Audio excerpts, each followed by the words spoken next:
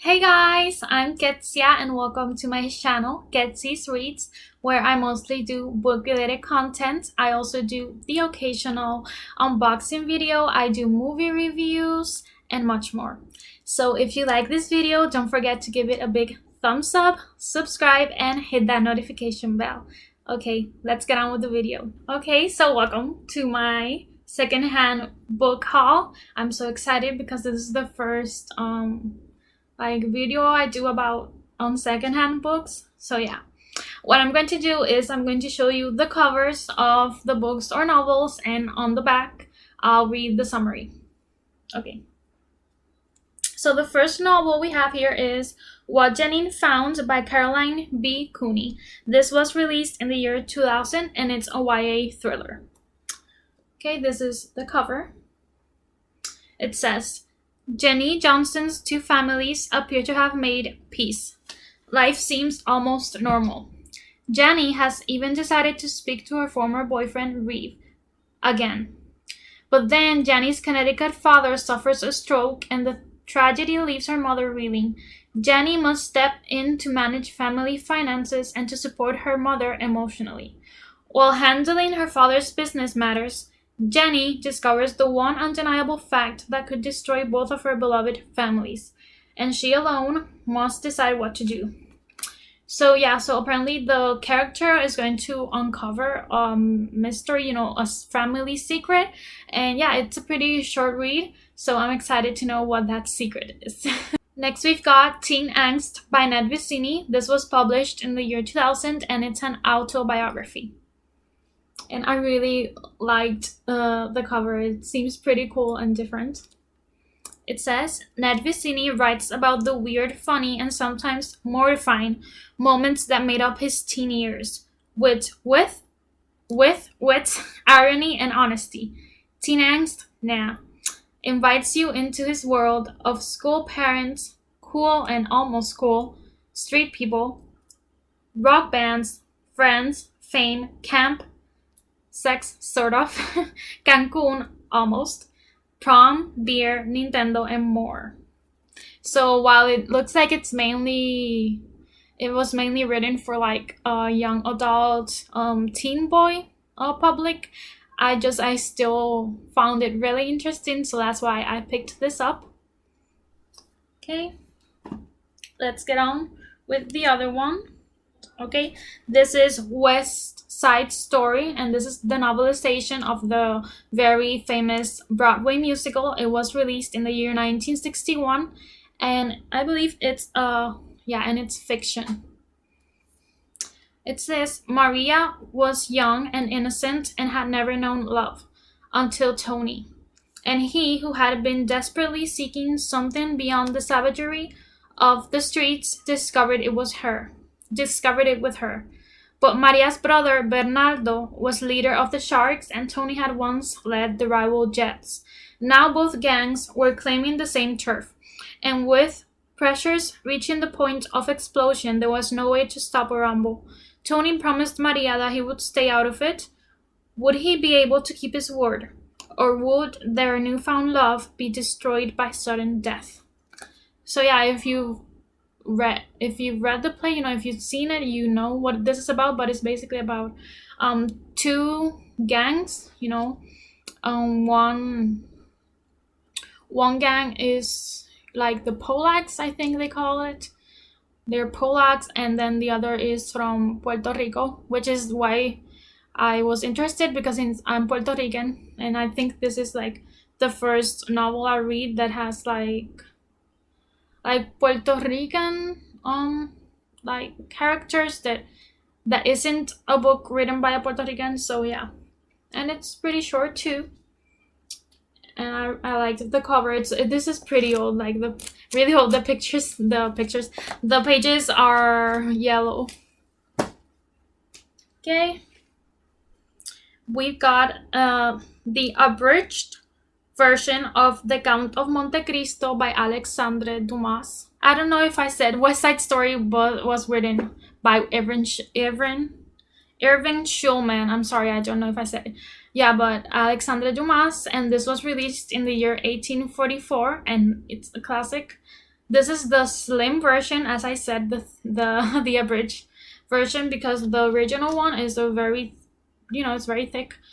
But this is the one I found in the free secondhand library, so this is the one I got.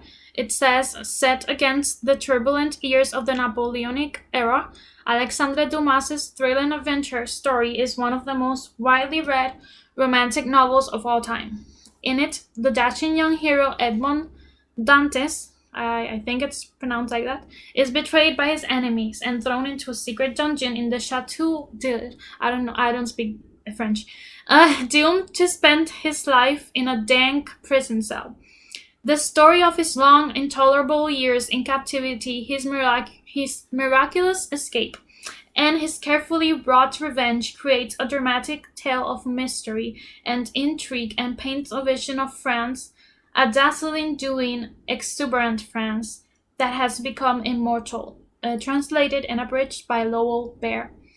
So yeah, this is a classic. It's a Victorian classic, so I'll be reading this for Victober.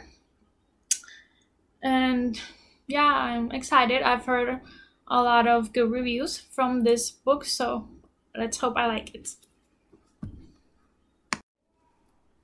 We've got The Hiding Place by Corrie ten Boom. It was released in 1971 and it's a work of nonfiction. Okay, this one, when I read the summary, I just had to grab it because it really interested me. It says, Corrie ten Boom, the author, stood naked with her older sister Betsy, watching a concentration camp matron beating a prisoner. Oh, the poor woman, Corrie cried. Yes, may God forgive her, Betsy replied. And, once again, Corrie realized that it was for the souls of the brutal Nazi guards that her sister prayed. Both women had been sent to the camp for helping the Jews. Christ's spirit and words were their guide. It was his persecuted people they tried to save, at the risk of their own lives. It was his strength that sustained them through times of profound horror. Here is a book aglow with the glory of God and the courage of a quiet Christian spinster whose life was transformed by it. A story of Christ's message and the courageous woman who listened and lived to pass it along with joy and triumph. So, as a Christian myself, it seems like a really great story. And yeah, I've heard a lot of good things about this book, so my expectations are up, and I think this will be a 5-star. So let's see. And I will be putting this book on my nonfiction November TBR list. We've got Flesh Market Alley by Ian Rankin. This was published in the year 2004, and it's a work of fiction and mystery. This book is the number 15 in the Inspector Rebus series. And while I've heard some people say that you should read the first 14 books before, reading this one, you shouldn't skip the other ones.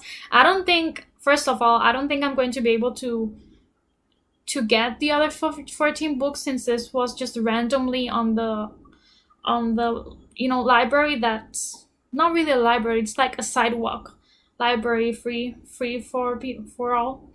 And I'm not going to be reading 14 other books just to get to this one, so I'm just going to be reading this as a standalone. I'm going to read the summary. This is the cover. Okay, it says, on a notorious street where propriety and decadence clash, in the basement of a newly renovated bar, the bones of a woman and child are discovered beneath a concrete floor. It's an unusually gruesome find, even for Flesh Market Alley. When Inspector John Rebus is called to investigate, every fact he uncovers yields new questions. Are the victims mother and child? Are their remains real or fake? Until Rebus finds himself near the center of an intricate web of murderers, writing with the unstoppable narrative force that has made him one of the world's most famous novelists. Edgar Award winner Ian Rankin delivers his most explosive and surprising mystery yet. So I think this is going to be the first mystery I ever read. I've been interested in reading mysteries, but I didn't find one that was interested in, so I finally found this one, and I hope I enjoy it. Next, we've got The Edge by Mark Olshaker. This was published in 1994, and it's a suspense novel. And this looks like brand new. And I really like this cover too. It's like a gloved hand with I think it's like a knife. Okay, it says, a killer is stalking Washington, D.C. Each time he strikes, he leaves not just a brutally butchered body, but an intricate tableau where every carefully arranged detail holds meaning. It's a make-or-break case for homicide detective Sandy Mansfield. She's being watched by the department, the mayor, the entire city. Sandy uncovers the perfect suspect, a convicted killer, an artist who viewed murder as the highest form of expression. That reminds me of Hannibal Lecter. Even though I haven't read the books, I want to, but murder being the highest form of expression kind of gives me those vibes. Unfortunately, her perfect suspect has the perfect alibi. His death in prison some 8 months before. But the late Neville Ramsey had a brother, one who has the medical expertise needed for these gruesome murders, and who lives in DC. Neurosurgeon Nicholas Ramsey has the natural arrogance of a killer or a healer, and charm enough to lead even a cautious woman too far over the line. Detective Sandy Mansfield has crossed the line professionally before, but never as far as she's about to go. She'll take any risk in pursuit of a killer, break every rule in her attraction to a dangerous man who'll take her over the edge. So this sounds, really thrilling, and it's, about she's a detective, and she knows she suspects this guy is the killer, but she has like an attraction to him. So let's see how this goes. Babylon Rising by Tim LaHaye. I don't know if that's how you pronounced his name. I'm sorry. It was published in the year 2003, and it's a work of fiction. And look, this cover looks really good. It says, he is a much needed hero for our times, a man of surprising courage. Michael Murphy is an expert on biblical prophecy and an archaeologist who fearlessly hunts down ancient artifacts in the face of the greatest danger. Now Murphy has unlocked secrets from the distant past that hurtle him into a confrontation with the forces of the greatest evil. Murphy cannot fail, for the countdown has begun to the time of the end for all mankind. So this is like an apocalyptic book, and it's the first in the series, I believe. Yeah, it's the first novel in the thriller apocalyptic series, and I'm really excited. I think I'm going to like this one. This is What She Knew by Gilly Macmillan. It was published in the year 2015, and it's a work of fiction. This is the cover. It's a little beat up on the edges, but it's secondhand. What She Knew. Very minimalist on white. It's cute. Okay, it says, Rachel Jenner is walking in a Bristol park with her 8-year-old son Ben when he asks if he can run ahead. It's an ordinary request on an ordinary Sunday afternoon, and Rachel has no reason to worry until Ben vanishes. The police are called, search parties go out, and Rachel, already insecure after her recent divorce, feels herself coming undone as hours and then days pass without a sign of Ben. Everyone who knew him is called into question, from Rachel's newly married ex-husband to her mother-of-the-year sister. Inevitably, media attention focuses on Rachel too, and the public's attitude towards her begins to shift from sympathy to suspicion. As she desperately pieces together the threadbare clues, Rachel realizes that nothing is quite as she imagined it to be, not even her own judgment. And the greatest dangers may lie not in the anonymous strangers of every parent's nightmares, but behind the familiar smiles of those she trusts the most. Where is Ben? The clock is ticking. This sounds like something I'm going to enjoy. It's like a mystery. Her son disappeared. Like, who has her son? what happened to him. I really want to find out. We're almost finished. This is what is left. Now I've got a really famous and well-known book. It's more of a novel. It's Daddy Long Legs by Jean Webster. This was published in the year 1912, and it's a classic. And it's a hardcover. It's the girl. Okay, it says, a trustee of the John Grier Orphanage has offered to send Judy abroad to college. The only requirements are that she must write to him every month, and that she can never know who he is. Judy's life at college is a whirlwind of friends, classes, parties, and a growing friendship with the handsome Jervis Pendleton. With so much happening in her life, Judy can scarcely stop writing. So Judy is a writer, apparently, and she's writing letters to this gentleman who she doesn't really know who he is. And yeah, this is a pretty short read. So I'm excited to read this one too. Goodnight Mama by Norman Fox Mazer. It was published in the year 1999, and it's a work of fiction. Novel, which is pretty short. It says, in June 1940, 12-year-old Karin Levy's world is torn apart as the German army occupies Paris. Karin, her older brother, Mark, and their Maman must flee, seeking safety wherever they can find it. But Maman falls ill and is unable to travel, forcing Karin and Mark to leave her behind. When Mark manages to obtain 2 coveted places aboard a ship bound for America, the distance between them grows even greater. Will Karin ever see her beloved Maman again? So this is another novel based around the time of, Nazi Germany, and it's a very short one. So I'll be reading this one. We've got 2 books left, guys. This is one of the thicker ones I've got. This is Reign of Madness by Lynn Cullen. It was published in the year 2011, and it's a historical fiction book, I think, because it's pretty thick. It's about 440 pages, I think. And I really like this cover. I love the red. And the woman on the cover looks very, fancy,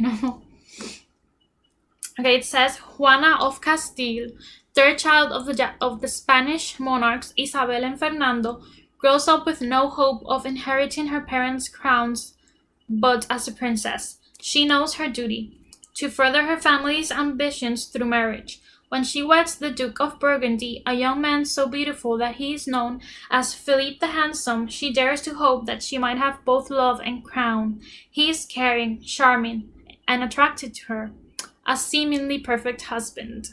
But when Queen Isabel dies, the crowns of Spain unexpectedly pass down to Juana, leaving both her husband and her father hungering for the throne. Rumors fly that the young queen has gone mad, driven insane by possessiveness. Locked away in a palace and unseen by her people for the next 46 years, Juana of Castile begins one of the most controversial reigns in Spanish history, one that earned her the title of Juana de Mad. So very interesting. I think reading historical fiction is a great way to know more about history, and since this is fiction, it's not all going to be, facts, but it helps you to get interested in the history in this book, and then go and research, the true history behind it. So I'm really excited about reading this one. Final book in this video, guys. Are you sad this is ending? I'm sad, but don't worry, there will be more hauls in the future. This is The Kite Runner by I'm sorry if I butcher this name, Khalid Hosseini or Hosseini. It was published in the year 2003, and it's a work of fiction. I've heard great things about this book. A lot of people love it, and I hope I love it too. Let's see. Okay. It says, this powerful first novel tells the story of fierce cruelty and fierce yet redeeming love.